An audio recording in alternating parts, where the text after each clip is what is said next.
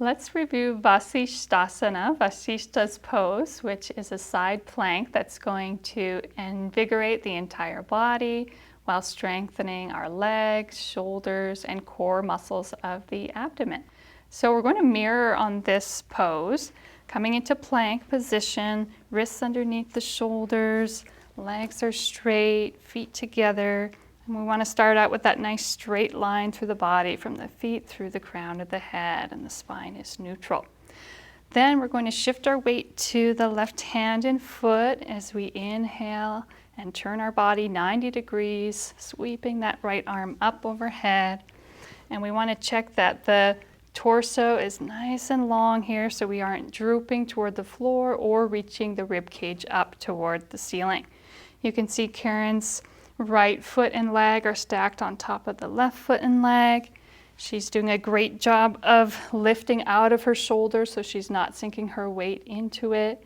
And to complete the pose, she can glide the chin back a bit before she rotates her head to look up. The arms are perpendicular to the floor, reaching in opposite directions. And it's a challenging pose, so we'll use the affirmation to sustain it as we silently affirm. The calm fire of my concentration burns all restlessness, all distraction. And to exit, she can bring her hand back down to the floor, pushing back into extended child's pose. Just allowing those wrists to relax. Feel the energy present from that invigorating asana. You would then repeat the pose on the other side. And we'd like to show you some variations to this pose. So if you struggle with balance, when you come up into the pose, you can actually take your top foot and bring it in front of the bottom foot on the floor. Nice.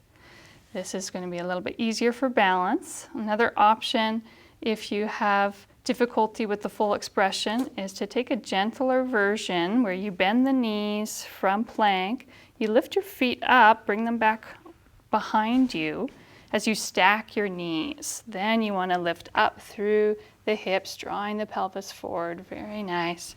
And with this version, it's going to be gentler on your shoulder as well because it won't have to carry as much weight.